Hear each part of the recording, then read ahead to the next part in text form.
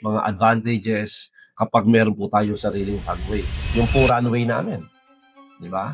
So we have our own runway. Right now, nasa mga 900 meters na yung nagawa kapag try na kami mag-land and take off.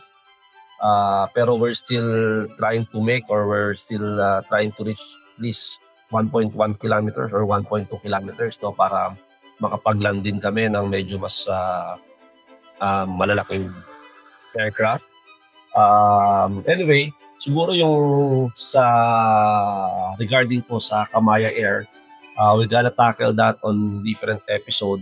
I'm asking lang yung permiso nung in charge, no, sa Kamaya Air. So I'll be guesting him one of these days para po lahat ng questions po natin about Kamaya Air and kung ano po yung mga advantages kapag meron po tayong sariling runway. No? Especially that Kamaya Coast is part of Freeport area of Bataan. Actually, the whole of Bataan po talaga is Freeport area na yan by